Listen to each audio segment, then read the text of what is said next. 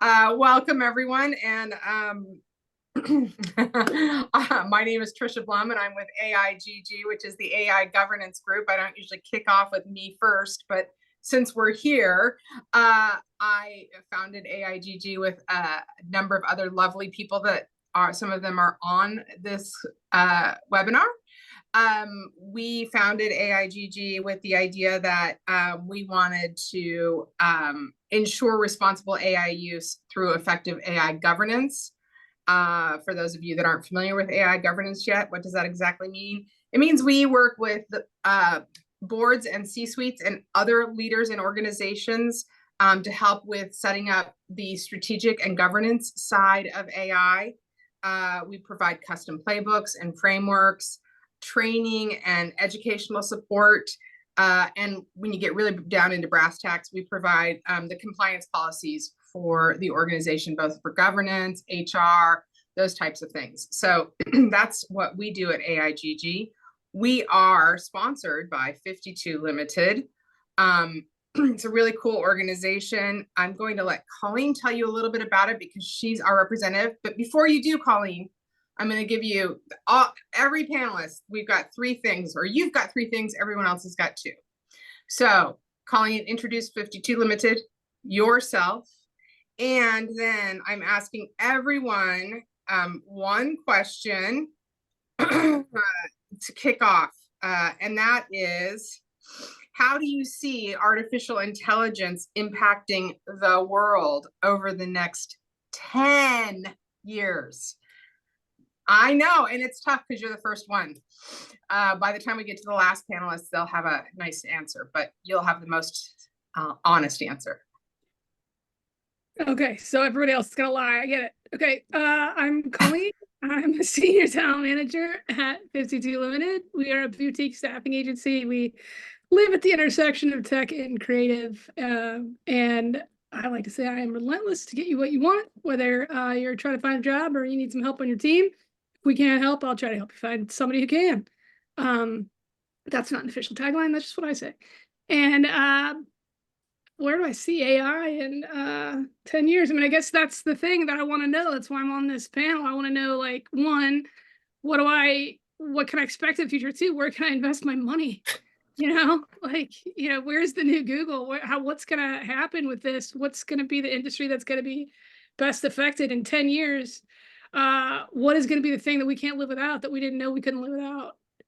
I mean, I use it all the time now for ease and comfort and as a buddy, sadly, but to run ideas by and to help my process work go faster. And I'm thrilled to be a part of this and eager to hear what everybody else has to say. Thanks. All right, thank you, Colleen. I appreciate that. Leon, you're the one that gave me the idea to ask this question in such a broad sense. Colleen, I feel like stole your thunder slightly because she answered with a whole bunch of questions, but can you introduce yourself and answer the question, please? Sure. Hi, everybody. My name is Leon Yi. I'm used to be recovering data scientist, and I'm focusing right now mostly on AI strategy. What I think, my background is anything about computer science. I have a master's degree in computer science and working on advanced topics in between with 20 years of experience. What I think about AI in 10 years, I think the answer is depend what we do today. I think people forget to ask the question, what kind of future we want to be in, right? We assume that the future is being set somewhere here and it's determined by some kind of algorithm and some kind of logic. Some big companies start making tools that we have to adapt to it. I think I'm going to challenge everybody today. It's like what the future we want it to be in. That's the reason why I'm so excited with AIGG, because I think this is a group that we not only we are not a group of followers like social media, but we are people that share a common vision, and most importantly, want to shape the common future. Hopefully we have a common future somewhere, or at least what the future look like to you. Because once we know what the way where we want to go, then we can use AI for a good reason. Right now, we assume AI tools gonna shape our future. We human being, right? We are not human doing. So if we are human, how can we shape the future? And the question is that what the future look like that we want to do, and then we can adapt the tools for it. That's it. Love it. Thank you. I realized in the confusion about panelists and participants that I did not mention, if you have questions, please drop them into the Q&A, whether you are a participant or I guess everyone that's not got an AIGG logo behind them is a participant, whether you have a link as a panelist or not. But in any case, please feel free to drop any questions you may have or comments into the Q&A. All right, so now Drew or Kathy, which one do you want to go next? Go for it. Oh, that's you, Hi. Kathy. Well, good afternoon, everyone. I am Kathy Longholland, and I have a background as an anthropologist and then a strong business career in innovation and emerging new technologies, working with owner founders. So I love these big questions. I think, as you've looked at technology over the years, we've always had emergent technologies. And I think it's important to, I think the real difference with AI is, of course, ChatGPT was launched and adopted by a very large number of people in a very short period of time. Whereas we think of the path of emergent technologies as being early adopters and the middle adopters and then the late adopters. So I think that's a really unique piece, but I don't think it loses all the principles of emergent technologies. And one of the things we always know when a technology is first launched, there's an opacity to it. We don't know where it's going to take us exactly. And what I'd say about AI is we've been talking about the information information world, information services world for, oh my gosh, since the 1980s. And here we are finally getting at the data that drives an information economy. So I think if you think about it as the emergent technology that started back when with other technologies to get us here, this is really the challenge we have now is what does the new information economy really look like? And how does a owner, founder, or employee think about, as an owner founder, what's the competitive environment in your industry? How do you need to think about adopting it? And what kind of data do you have? How clean is your data to start, generating that effort from inside? And as an employee, you're really thinking about how does that impact my skill sets? How does that impact my employability? And looking into the future, kind of that crystal ball, and how do I prepare myself for this emergent world? Great, thank you. And then I Drew. scroll on next. Yeah. AI in 10 years and what will the world be like? I absolutely see the way that we see ourselves, the way that we define ourselves as being completely different. I'm a graphic designer and brand strategist. And so I think about how people define themselves. And I think about humanity as the individuals and the society and our communities as how we define them. I think so often that's defined through the jobs that you do and the way that you interact with society. And I think that those jobs are going to be so very different from what we do today. We talked about how perhaps robots, I think in the next 10 years, robots are going to make huge advancements so that so much of the manual labor that we're not doing now, with human beings is going to be taken over by robots. I think that is going to be in ways that we hadn't thought about, not the standard traditional robots that we've seen in the past. And I think that, but more importantly, the idea that the every day that we spend our time doing it for work is going to be something completely different. And back to what Leon had said in terms of that depends on the choices that we make today. I think in terms of education, that's the biggest thing I think about in terms of the next 10 years is how much education happens on a global scale, who it happens to, and the choices that we make as individuals, whether we're going to change our careers, whether we're going to do that rapidly or in a more wait and see kind of a way. And I vote for the former. I love that. That makes me think about we at AIGG talk a lot about, helping organizations set the foundation so that they are not in, it's not going to be 10 years, but in 5 years, wondering how they managed to get the cart before the horse, so to speak, so that they can set that. And I think what you're saying, what all of you have said, is a lot about, it's a time to talk about the big picture and really think about how that's going to work in society as a human being, at work, at home, and how we can collaborate and work together for that. So I think that's really interesting that you all took a very macro answer. So let's get a little micro, right? We were all just big and theoretical there. And now let's talk a little bit about, I also want to make sure we stay positive, right? Because it is big and maybe a little scary to some folks, probably not many, but what strategies should we implement now to prepare for potential job loss and or to begin our upskilling? How about Colleen? And I'm not picking on you, Colleen. You just happen to be in the staffing industry. Yeah, no, I don't feel picked on, Trisha. Thank you for validating that if that was a fear. I appreciate that. I think kind of what you were just saying about the fear, a lot of people are resistant to, or I hear people who are resistant to AI. There's a bit of a, I don't know, I started a business like 20 years ago when like internet payments first came out and everyone wanted to give me a check. And I had to put a hard line on it of saying, no, we're going to only take online payments. And I mean, think about how far we've come from that, right? And you're either on board or you're going to have to adapt to it eventually, because there's nothing that's going to stop this. There's just going to be more innovation. Hopefully in a way that betters everyone's lives, which I believe in. I think there's more good out there than evil. And I think even right now with where we are, I believe since, GPT came out that,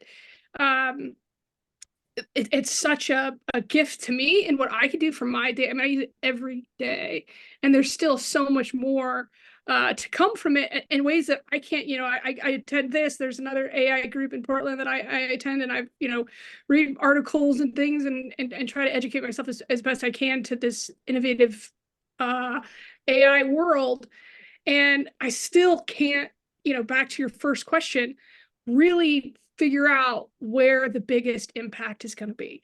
For staffing, it's already being used, right? Everyone complains about, or I hear a lot of complaints about, whether it's the easy apply on LinkedIn or getting through an ATS, which is an applicant tracking system, that will scan a resume for certain keywords, which is just pro tip. I always say use as many synonyms as possible because you never know which words they particularly are going to use. And it's already in play. So the more you understand it, the better you can set yourself up for success. Use ChatGPT to apply for your job. It is so much easier now. You can literally just take the job description, copy and paste it, put it in ChatGPT, take your resume, copy and paste it, put it into ChatGPT, say, hey, can you please spit out another resume that is exactly what this job description is saying based on my skills and how to present the information, copy and paste that, put that into the easy apply, and you've already set yourself up. Then ask it, what questions do you think that this hiring manager is going to ask me? You could ask it, what are the best ways to answer these questions? What can I, for this job description in particular, which parts of my skill set, my, and throw out some metrics, about what your experience has been, so you can highlight this according to the job description and what the hiring manager actually wants. So it's already in play now. In terms of the job market with how things will be, I think the other thing is people were, afraid of what was going to happen in the Industrial Revolution, which I think a lot of times people are comparing AI to that time.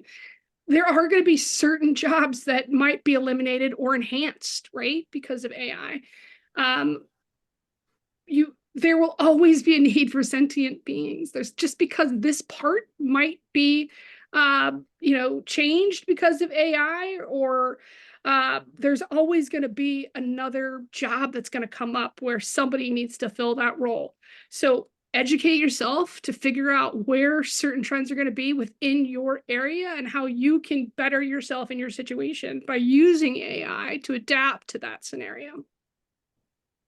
Nice. Fantastic. Anyone want to add to that? I absolutely believe in the future of in terms of where jobs are headed, in terms of this evolution that we're seeing. It's going to be more rapid than any that we've seen before, of course, just by the nature of it. But I think that's part of why I keep coming back to people need to be really on top of AI. They need to be focused on it. It's not just a hype concept. And I think a lot of us that are here, of course, understand that. But I think that that message needs to get through to the masses in a way that it's never gotten out before. The idea being that people won't necessarily be left behind if they can hang on with a particular, whether it's a change in their skill set for the job they're currently doing, or it's looking at another job or a different role that they can play in their industry based on where AI is heading. It's this giant process that's going to change the way that we are employed. So it's critical that people are looking at ways that they can stay with that trend as it washes over us. Right. Liana, what new job categories might emerge as AI continues to evolve? I'm going to ask Kathy that also, by the way, but Leon. Good question. I think what I see the trend from the AI, from my research on AI algorithm and all the advancement that we see, mostly on the not the retail side, but on the other side of the wall, is that all of the work that's been done currently, it's making it easier and easier to use AI and to interact with AI. Currently, we have to learn about prompting, all of this, like you have to say this way to type this way to get result. What I've seen so far, and on the latest Google announcement and Chat GPT 4.0, I'm starting seeing that anybody can do it. So it's playing field to everybody. What is skill set that what we need to do? It's mostly critical thinking and so forth. I'm sorry. Can you ask me again the question again? I'm looking to see what new job categories, and I'm asking you that because I know that you've been on the forefront of it, but what new job categories might emerge as AI continues to evolve? And I know we don't have a crystal ball, so. Right. I personally think that because of the technology advance every 3 months now, I think what we're going to start seeing is that less of tools on how to use ChatGPT. The future that I look at it is that, I remember when search engine was difficult. This is like 20 years ago when internet just coming out. You have to know certain parameter when you Google search, or, oh my God, all those Alta Vista, all those stuff. Over time, you go in and there's one box and you type, and for some weird reason, the computer knows exactly what you mean, even though the word doesn't exactly convey that. I think what we're going to start seeing is those transition to the new and then the agent-based AI, meaning that the skill set to handle and to talk to AI become less and less relevant, unless you are working for the big three, the Google, Microsoft, the NVIDIA, and so forth. For folks like us, retail people or enterprise people, we are going to be mostly just using the tools, and it's very easy. So I kind of go the other way around. It's like the skill set that probably people mostly, companies and so forth needed is community builders, people who can bring people together, asking the question instead of looking for answers, difficult question being asked, because guess what? ChatGPT can answer all of your questions that you can ask. So if that's the case, pick the right question. And sometimes we are not trained for that. The critical thinking beyond what you just see, thinking more like, like out of the box. And that's what I think is the skill set, the category.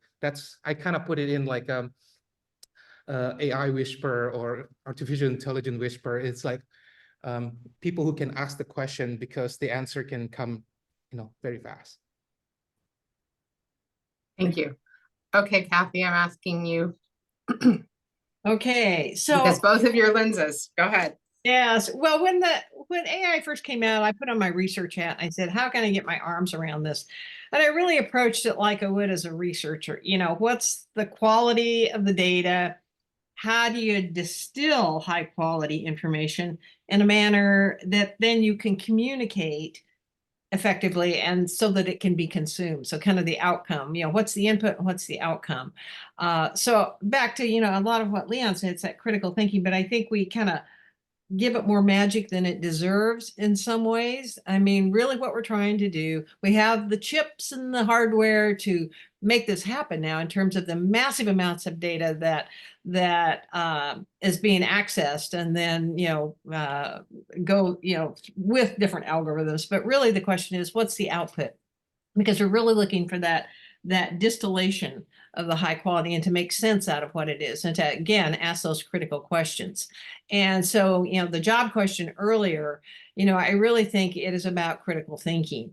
And those people that have that and then can form collaborative groups to go through this process of really questioning, you know, what was the output we're looking for? How do we really test that? How do we trust it? Because that's really the big issue for people is how can we trust what's spit out?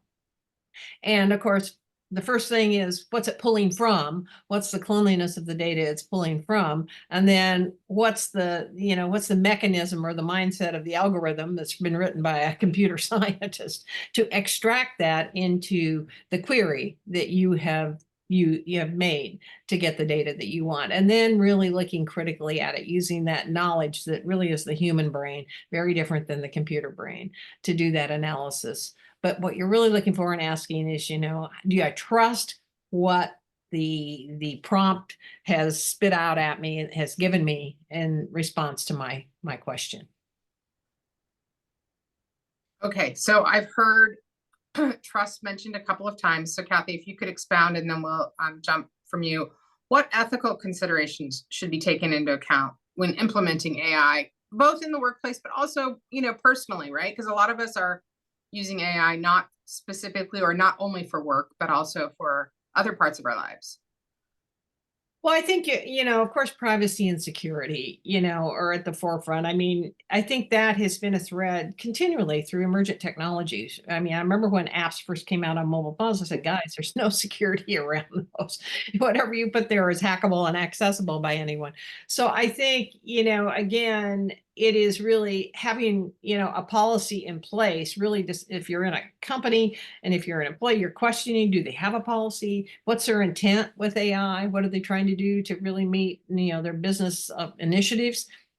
And ask them, you know, what do you have in place that is going to allow me to trust that and is going to provide security and privacy for the people that, you know, are involved in around the data that you're accessing. So I think, you know, there's a highly ethical issue. We all know, you know, we've heard that, you know, and you can see sometimes if you ask, you know, Chat GPT a more specific question versus a more nuanced question, you'll see immediately what it's good at and what it's not so good at. But I think it is always keeping in your forefront the idea of, you know, what are, you know, what's the quality of this, you know, whose privacy are we touching potentially, and what are we going to do with it? And then do, you know, back to, do we trust what the output was before we apply it in a specific way, in a commercial way? Thank you. Anyone want to answer that specifically? What ethical considerations should be taken into account when implementing AI? I know at AIGG we talk about that a lot, so I know everyone has answers. Yeah, the one thing that I think about that I use AI for is to remove my bias, right? It's a computer that doesn't have any of the experiences. I can only live my life based on the experiences. I can make the choices by what I've been influenced in the time I've been on this earth. That is one thing that I find is a gift, that it can think independently from any other experience, that would stay that way and not try to influence anything. Some other things, again, Kathy already talked about the data security. I think that is a huge part of it. Like what where does this information go? What is security? And then ethically also, like, we've talked about this on this panel before and on other panels I've gone to, but who owns it, right? Because there's a fine line between, for me, I use it to help me with ideas, to bounce off ideas and help me to get to the place where I need to go to be able to create content, right? So if it's creating the content, whether it's art or words, design, either way, am I the one that's creating it because I'm creating the prompt and then, massaging with it to get to the point where I want to have the final assets? Or is it actually creating it and thus I don't own it? And so who owns it, right? So that's another question that I think about, but there's so many. Yeah. There are. I have a question also that ties into that, and that is, you mentioned, removing the bias. So how about, as we are talking about, setting up strategies and deploying those strategies to ensure equity and diversity, and maybe ensure isn't the right statement before that, but do you want to opine on that, Colleen or Kathy? Yeah, I mean, I know how I've used it for hiring, right? To make sure that one thing that I have done is said, hey, like, this is the way that I have set up my search. I want to make sure that I'm committed to, which we are, all DEI hiring practices. Is there a way I can set up my search with a specific Boolean is the way that we search, right? With the various like parameters that we have in LinkedIn, we put in various inputs in there, like, which is why, again, I say for your LinkedIn, make sure it's filled out as much as possible, because I need you to have the information on your LinkedIn profile so that I can find you. So there's certain terms or ways, whether it be like historically Black colleges and universities, that I could search by that, or other ways that maybe I haven't thought of to make sure that I'm getting a diverse pool of candidates, or however else I can best set myself up for success to make sure that I do that. Does that make sense? Absolutely. Kathy, you want to add to that? Well, I'm just critical about wanting to know, what is the process for getting the data? Where is it coming from? What can you, guarantee specifically about that? It's that old garbage in, garbage out type of thing.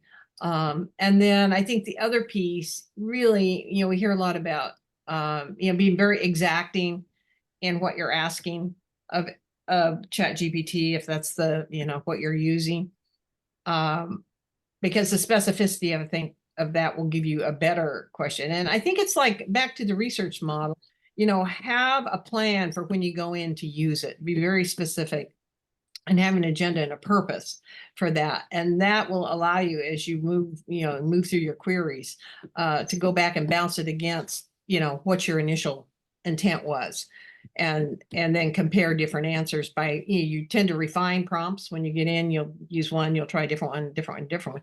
And if you have an objective at the beginning that's pretty well spelled out of what you hope to achieve, I think that gives you, a framework for evaluating it. Thank you. We have a list of questions from one of our participants. And they're saying they have an opportunity to take an 8-week course to get Reforge AI certification and create a prototype project. I'm not personally familiar with the reforge.com or what that is. Is there anyone on the panel that might be able to answer those questions? Not. I think they're just certification Mhm. courses that you take and you get certified for it. Mm-hmm. With AI moving so fast, I would say that it's it's a good place to put it, to have those background build up. It's a good starting place. It's always good to know the back end of the how AI works, because we have been so far looking at the front end, and I'm kind of like looking at the back end more often than the front end. And what I found out that it's always good to know both sides of the wall, I guess, the wall.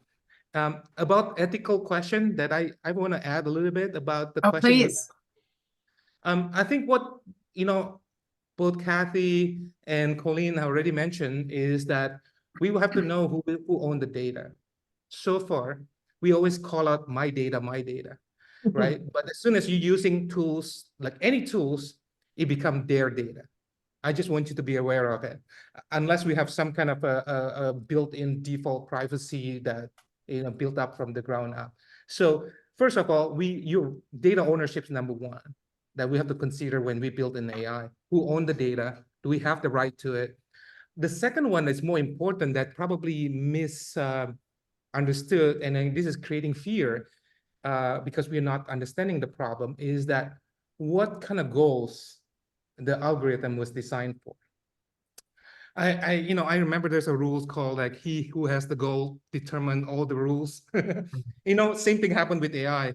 He who has the data determine all the goals.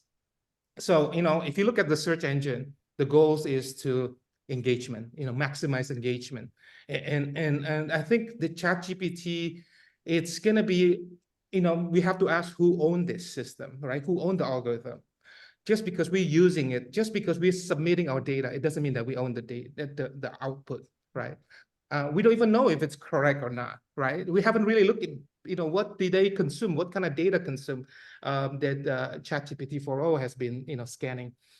And what I think it is like when you also building your own internal AI, number one, data, but most importantly is number two, what kind of goals you want to optimize, because you have to enter those things in your AI. Are you optimizing this thing for profits? Are you optimizing this thing for privacy for your customer or client, or something else, right? It used to be a combination of one or the other, 3 or 4 different parameters. Being able to tell that story, and then most importantly, it would be nice to be put in terms of services. Hey, our AI is designed for this, so our customer aware of it, for example. That's kind of what I think it's an ethical consideration. Any business that thinking about using AI, especially the customer facing AI, what is the optimization we're going for? If you use it for healthcare, are we optimizing this thing to minimize your visit to doctors? I'm just making things up. Are we optimizing this thing to the best of the client? And being able to advertise those things, I think in the future, it's going to be it's a superpower for any big business. Well, and I'd add on, Leon, I'm working with an entrepreneur now, and I will specifically state if you're in a regulated industry. So I heard you mention healthcare.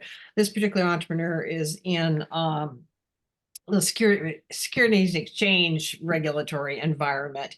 And the company is really automating a whole set of data that has been done by individuals, research data.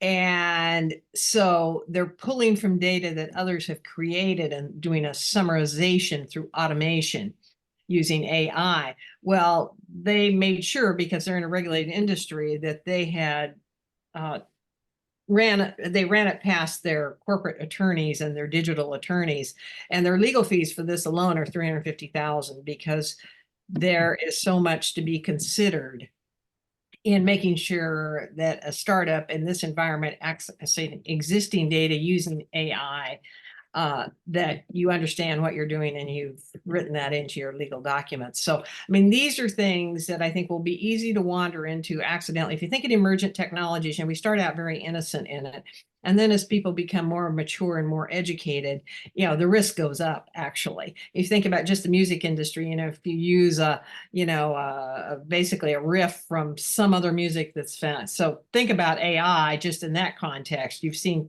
I can't remember who it was. I think it was Marvin Gaye.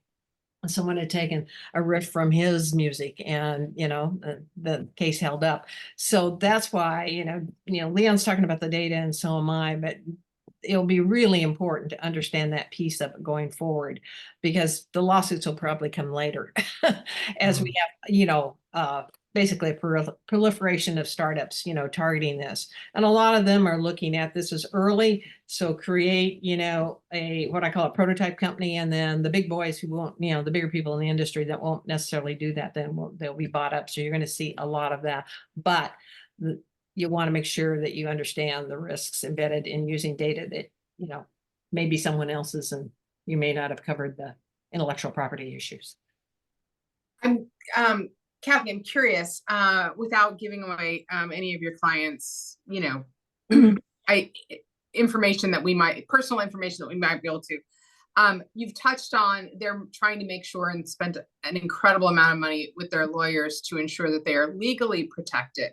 Mhm. Are they looking at the other side of the coin in terms of, you mentioned both trust and opacity earlier, and going with what Leon was mentioning about, you know, making sure that they're clear with customers. So are they also looking at that for building trust with their potential clients and customers? Or are they just kind of focused so much on the legal right now that they haven't even gotten to, you know, the trust building or, you know, some of the removal of the opacity? Well, they come from deep in the industry. So this, you heard me say early on, if you're in a company, you want to make sure you do a competitive analysis. So they're coming from deep in the industry. So they know this data cold. In fact, the founder has been one of those researchers, you know, that supplied this information to, you know, the financial advisors. So Gotcha. they know the data. What they're doing now is they're repurposing it in a very different way. So they need to make sure that, you know, they present it in a way that will pass regulatory scrutiny. And that's true for any regulatory industry. You know, that's why I think, you know, I think that industry a lot more sophisticated than, say, healthcare, who kind of came to technology late. So I actually see the risks greater there than maybe other industries. But for any company, when you venture into this, it goes back to what's your strategic intent, you know, what are your guidelines, what, you know, what are you going to use the data for, and how clean is the data, and do you understand the, you know, the potential risk of data that, you know, obviously in a regulated industry, it's even more than in a non-regulated industry. So Sure. that's why I just bring that up. I think it's a good example in a hyper-regulated industry, but you want to kind of be thinking that way yourself as you access data. And, you know, if you're working inside a big company, you know, ask those questions because sometimes they don't get asked. So, you know, if you're a new employee, you know, going in, you know, for our product manager who asked about Reforge AI, you know, that product area is certainly one of those areas where you're always thinking about these things, because, you know, you're assimilating a lot of variables and developing a new product or service. And now we have, you know, back to the research piece, we can access competitive information and product materials, whatever it is, in a much more expedient way than we've been able to do in the past. But you can't forget to ask, you know, where did that information come from in any of those areas that you're accessing, depending on how you're going to repurpose it and what you're going to use, commercialize it in. So I think those are good contexts to think about, you know, privacy, security, intellectual property, potential use of someone else's information. Right. Let's pivot for a second. I know everyone on the panel, or most everyone on the panel, has used a large language model like ChatGPT or one of the others to bring in efficiency to their life, right? Certainly Colleen and I are big fans. I know Drew and your work, we've talked about it at other webinars. I'm curious, you know, and I know where you fall, Leon, in terms of large language models, but what are some of the most impressive gains in efficiency we've seen so far? Not, and I know personally we've all seen incredible gains. Anyone have any thoughts on areas that they'd like to mention that there are efficiencies happening? Leon, I'm gonna start with you. Oh. I saw you looking up, thinking. Yeah, I actually surprised how powerful it is. You know, when I use ChatGPT, I start looking at this like, you know, my first experience with it, this is very, very early. I would start asking them, you know, because I'm a programmer, you know, my background is, you know, coding. So I was one day, the story is that one of my developers is getting sick. So I was like, hey, why should I ask ChatGPT to do it? I mean, and I when I did that, I was so surprised how the code that was generated. Remember that ChatGPT can generate any binary output. You know, it could be image, video, and most importantly, text, which is just another code. And then seeing what the code that was written, you know, one thing to see like how do you filter all the HR, you know, like resume, but the other thing is that seeing a computer with such a finesse logics and then creating a new program. So literally I'm seeing a program that creating a program, which is for me, I have never seen before. And that's for me, I know that this is a game changer. And then on the latest version, they beat every single developer that I have, and they can do it with the blink of the eyes. And when I see that, I was like, oh, this is not just a tool. This is human intelligence, artificially generated. And that's when I start seeing that, that's when I realized that this is different this time. This is not internet. This is not webmail. This is not web browser. This is intelligence, artificially generated. It's scaling up to the massive level. So that's one of my experience that totally blew me away with ChatGPT, especially the latest one, 4.0. It's even more powerful, especially for generating video and understanding the environment. It's amazing what they did in such a short time. So I know, because we've talked a lot about this, that you're speaking specifically, and you did say the word generative AI, but I also know you have some thoughts on predictive AI and where that's going to take us. Can you share some of those with us, please? Yeah, I mean, I call those and maybe give a quick brief primer on generative and predictive, if you wouldn't mind, please. All AI system, it was every single, if you have to nail it down in a very simple, easy to digest, AI is like a 5 years old. It learned through mimicking the parents. If you think about AI right now, it went through multiple versions. The first version is that it mimicking the data that we provide to them. So when you see data, that is actually the parent of algorithm. So data plus algorithm equal to artificial intelligence. So if you just think about those things, that's how simple it is. And just again, AI, unlike any apps, it jumps on only one thing and one thing only, is try to predict based on the data that you've given, how close it is. I match my parents, right? Like a kid, they try to mimic to you. They try to see when you're happy, they try to smile, copy the smile. Same thing with AI. So that's kind of the first version of AI. They call predictive AI. It was designed to predict how good you are. Used for like a loan application. If you ever use that, it's it determines what's probability for you to be a good borrowers and so forth. So that's level one. And then that's the bad thing with that first generation is that you require people like me that cost a lot of money, and it takes about 3 months to do. Fast forward with ChatGPT, which is also known, generative AI. It's like 2 or 3 generations more advanced than predictive AI. In a Gen AI, using LLM model, think about LLM model is a big database instead of smaller database. Predictive AI, you need to specialize to tell what is purpose. So if you want to do loan classification, you want to know if people are good, you have to tell what the goal is, right? So so it's very specific. Think about like a typewriter, it only used for typing. Then you have another one for using Excel spreadsheet. So it's very, very specific.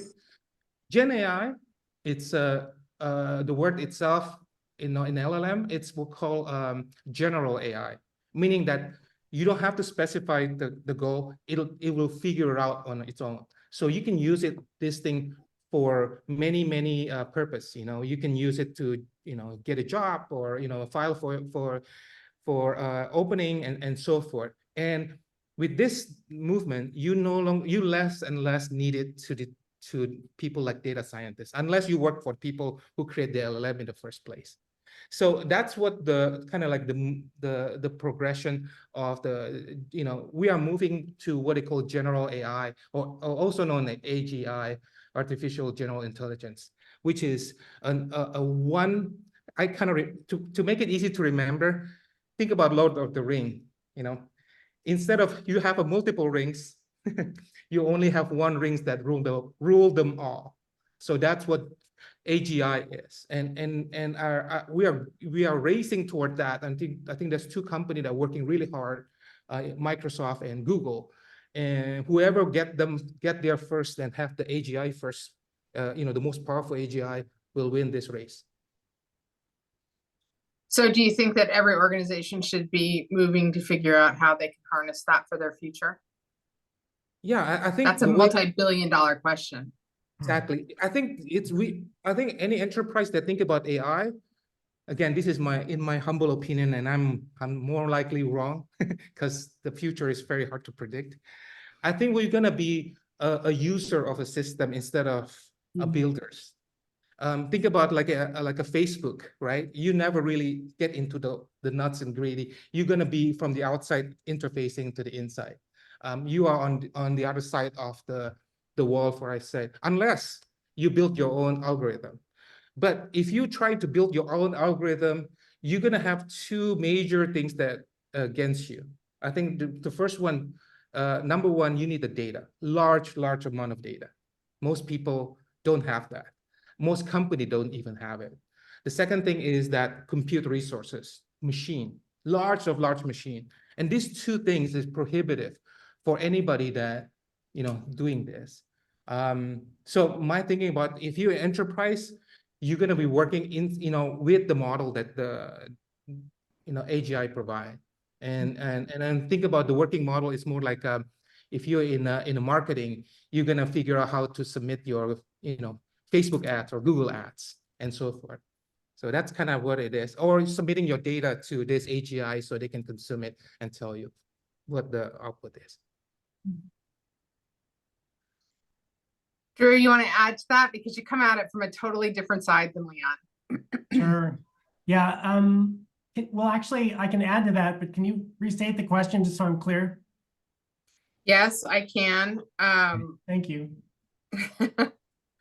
I have to find out which one it was exactly. Can we, let's see. Sorry. Not in ethics anymore. While you're doing it, Trish, I would just add to Leon's. I mean, if you think about emergent technologies, they always start off in kind of this fragmented way, and then we end up accessing them through platforms. And I think that'll be true for, enterprise, but I think you'll also see, the same thing for individual users or smaller entities. But it'll probably take a while before we get there. So Drew, the question started with how can AI contribute to increased productivity and efficiency? But then Leon took us down the road a little bit. I still think I'm still asking that question. Yeah. Yeah. And I think on the efficiency side, I think, in talking about things earlier, we were talking about how humans are really not necessarily efficient beings. And efficiency is this thing that's coming to us. It came to us through computers to begin with, and it's coming to us in a way that we've never seen before through AI efficiency. This idea that you can ask a question and get virtually instantly, an answer that is absolutely accurate and detailed. The idea that efficiency in the future, efficiency as we see it going forward, is going to be something that we're going to start assuming that is a part of every day, that we're going to be able to provide efficiency from our own perspective, in that we will become much more efficient individuals. And I think knowing that we're going to become much more efficient individuals is going to empower us to do things that we would not have thought that we could do. So you're going to have people thinking, there's no way I'm going to be a developer. There's no way I can work with AI. They're going to feel empowered in such a way by the efficiency of AI that they're going to see brand new opportunities for themselves. So I think that's a transformation that we're going to see in the workforce. Interesting. Colleen, along those same lines, you mentioned it earlier, how when you're working with potential candidates, you're talking to them about using ChatGPT or one of its competitors to, put out the best resume possible for a particular job and do it quickly. Those of us that have any age on us have spent years sometimes looking for jobs, and it's taken days and days to formulate the one right resume for the one right job, and then you just do it over and over again. So you've really been clear on that efficiency. Do you see other efficiencies going on in that search aside from cover letters and resumes, how that's working, what's going on there? Yeah. Thanks so much for your question.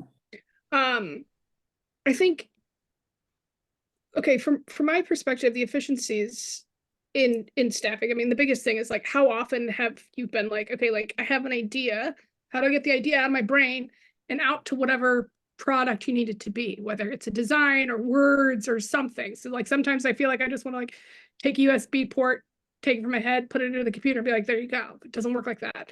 So an efficiency is that ChatGPT can help me get it from my brain out to whatever the output is.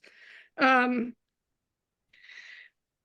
know, I have used it for trying to find new clients. How can I be of service to more people in a different industry I hadn't thought of, right? So like I've used it from that perspective of like, and I use prompts that are like me talking to a person. I say, hey, this is who I am. This is what my end goal is. These are the parameters I have in front of me. Can you help me reach this audience that I haven't thought of yet? And it'll give me ideas based on that. So for turning that into maybe someone that's looking for a job, you know, so I want to work remotely. I want to work in this industry. I want to have a career transition. This is what I've done before.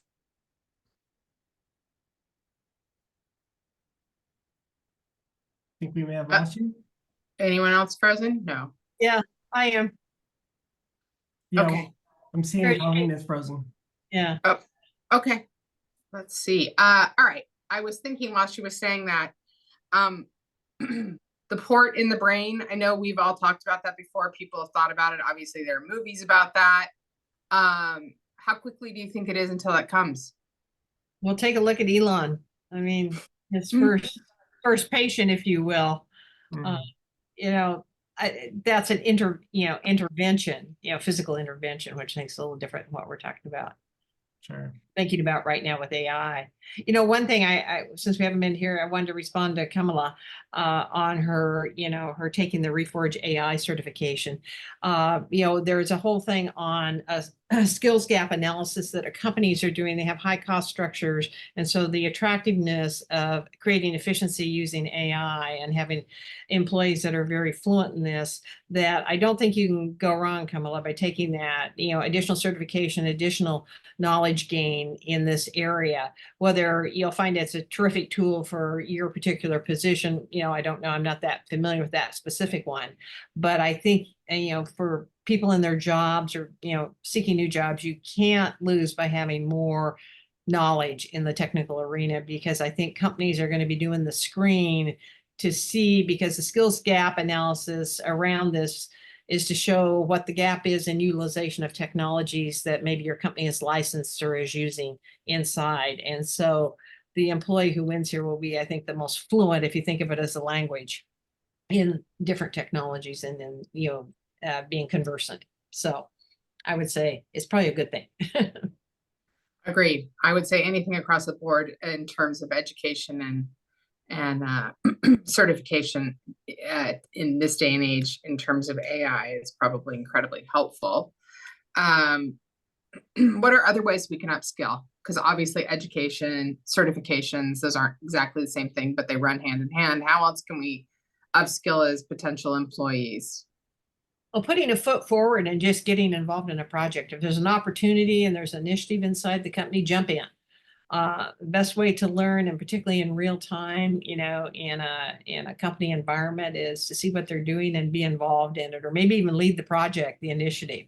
I think, I'm an experiential type myself. Once you see it and feel it and find out how it's going to be used, I'd really encourage anyone to don't be fearful, just jump in.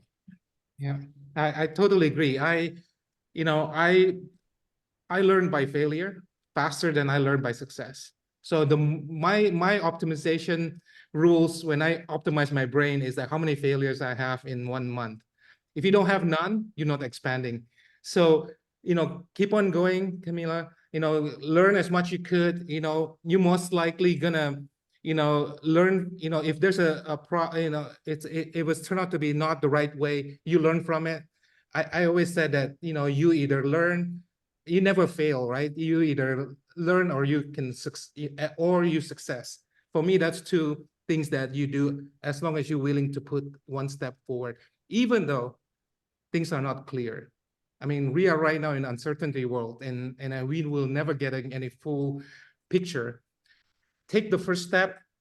What I learned is that, you're going to learn from it, and then things start getting clearer. You take another step, things start clearer.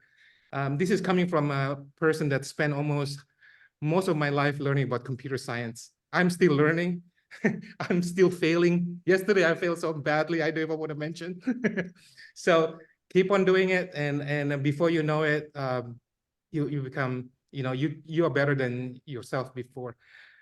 I also want to tell you that there's actually in the AI world, there's no expert. So if anybody tell you that they are expert of AI, they're most likely only expert on a small section of it. It's very difficult. This is a big field to get into. So because of nobody expert, as long as you are the first that willing to put yourself forward, you become expert in no time. And I wanted to throw out there that, I'm, as a designer, there's so many different particular types of AI that I work with. The more that I explore and that I learn about, the more that I realize that are out there.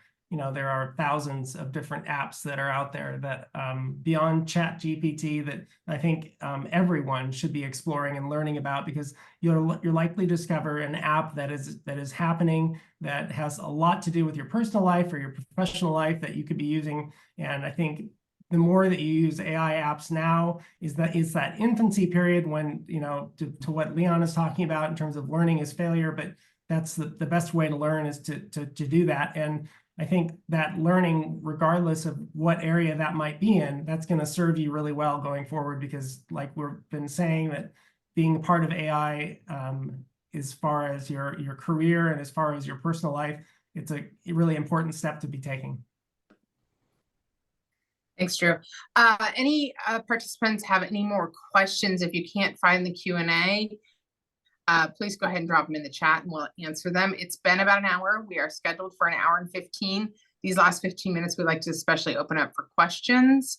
So please go ahead and drop them in. While we're waiting for questions, we haven't talked a lot. We've talked about upskilling, right? Which to me suggests adults getting better professionally. But how should educational institutions adapt to better prepare students for an AI-driven economy? I I think have my personal opinion, but I'm the moderator, so someone has to jump in. you have an education background, though. It's such a great reference. I think you should answer.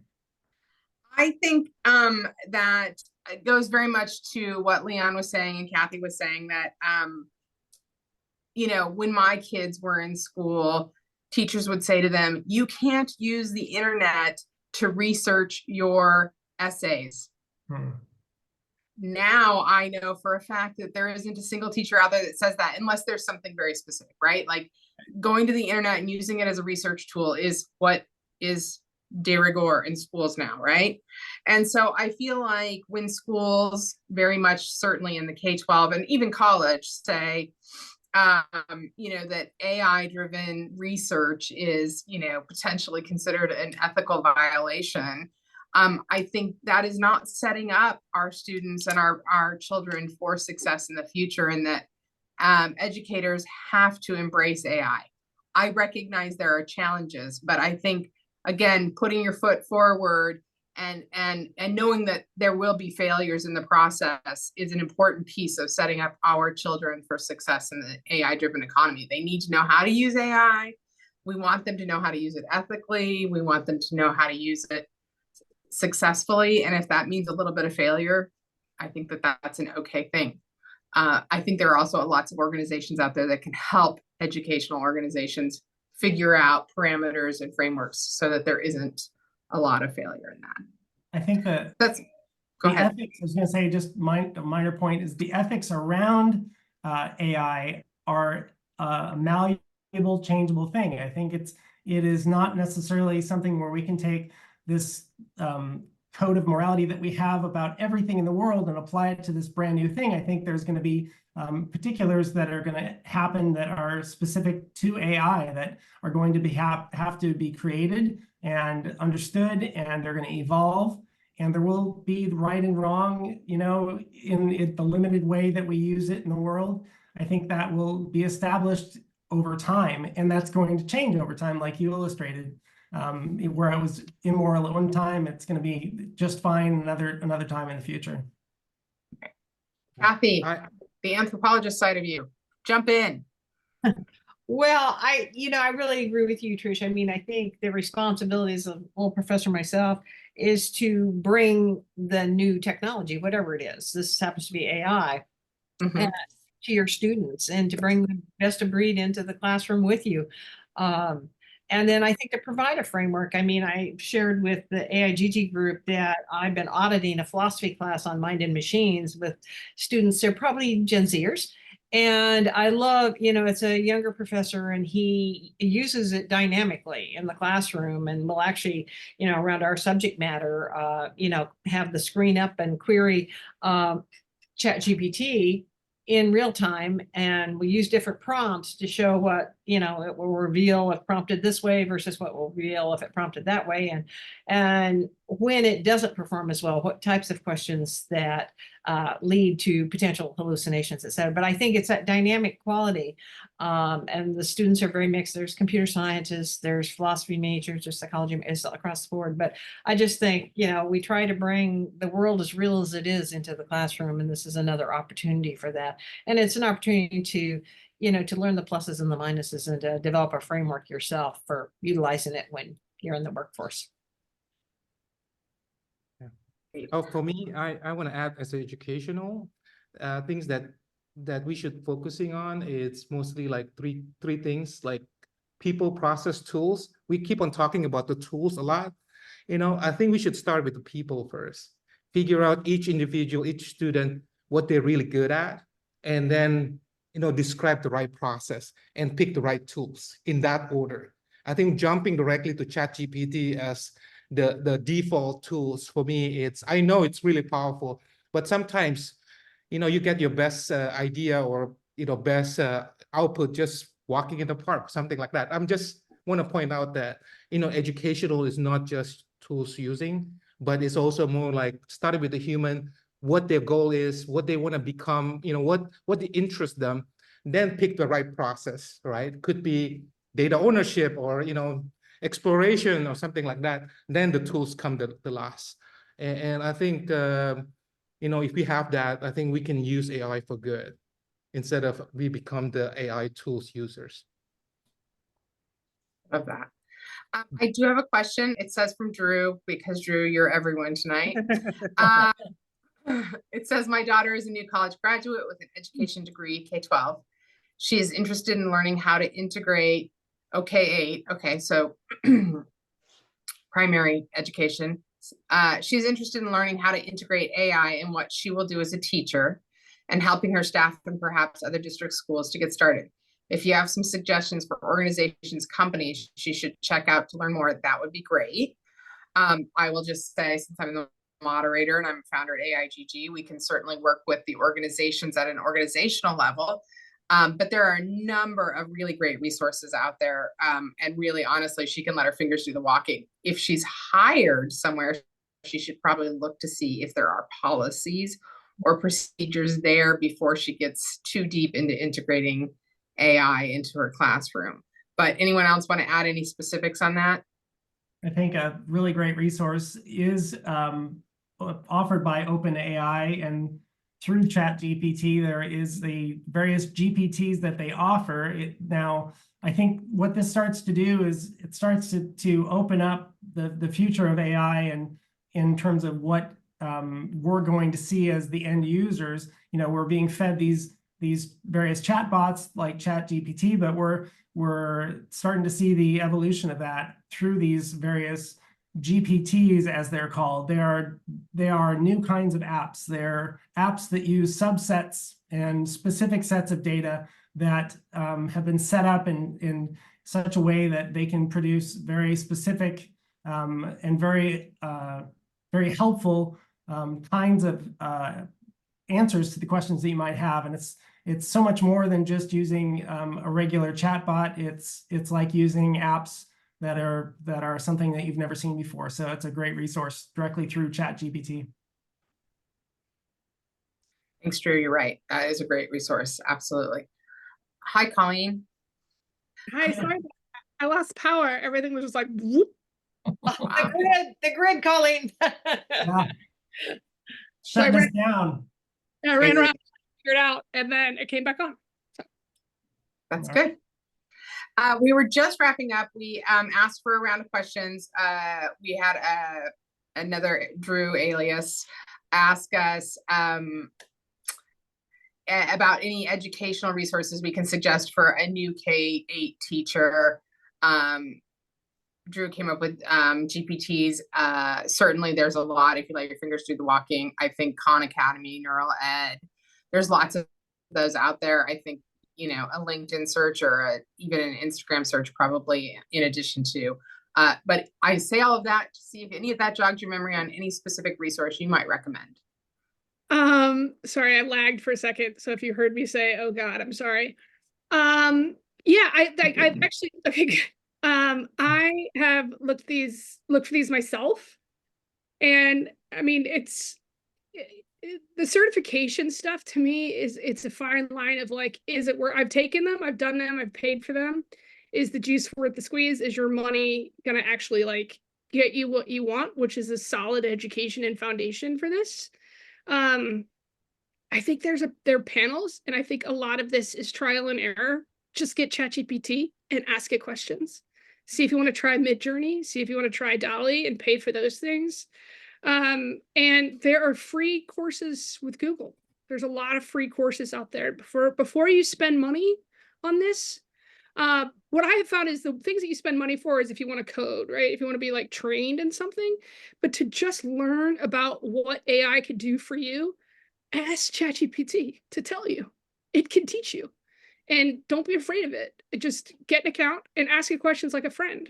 Literally just talk to it.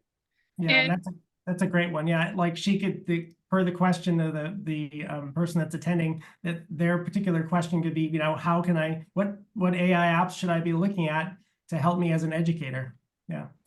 Well, you know, it'd also be interesting. I think, you know, what I always do is who's the school? I don't know where she's going to school, but who's the school that's leading in this? There's always some area, like in the academic world, Harvard was a big lead during the whole COVID. I was teaching through all that, you know, remotely, and they were just on the cutting edge of, you know, using AI in the classroom. So K through 12, it'd be really interesting to see who's out there as an institution that's really ahead of the curve on this, and talk to their educators and see what they might recommend, because there's always some group out there in an institution that are leading the charge on this. So because there's going to be so much around that in the K through 12, just in terms of policy, and they're probably going to be all over the board. I doubt if there's a best practice.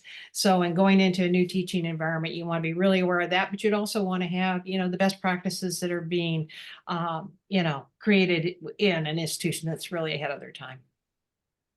Thank you.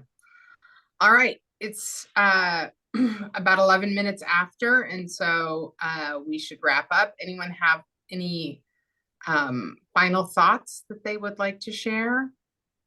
I have one final thought about that last thing, because there was a woman that was on a panel for that AI Portland event that Janet was on a couple days ago, maybe it was a week ago. And she was in education, and she talks about it, because I think what's interesting to me is how education is going to have to adapt with ChatGPT, with AI, because I don't know that it's a problem that ChatGPT is going to write the essays. It's whether or not the student is going to use it as a tool rather than as a cheat sheet. Like, can they absorb the knowledge by using this as a tool, right? Like when you write the answers on your shoe, I didn't do this, but this was an episode of a show that, like, I think it was like Growing Pains or something, where he wrote all the answers on his shoe and he didn't need it because he had written them all down, so he remembered everything, but he got caught with the shoes, right? So if you can use it as a tool, rather than just outputting the answers, and hopefully you glean some of that information, I think it's a great question, and you could be at the cutting edge of the solution against the people who are going to be against AI as because it's against how education has been built thus far. So there's going to be some innovation there, and it's going to be really exciting to see how that unfolds. And we've been there before. Remember when Google came? I have a set of kids that Google was birthed in, and that's where they went. So it isn't that new. I mean, it's new, it's, you know, revolutionary at this moment, but you know, we will adapt, we'll figure it out, and the kids are going to be using it anyway. So there's no question. Nice. All right.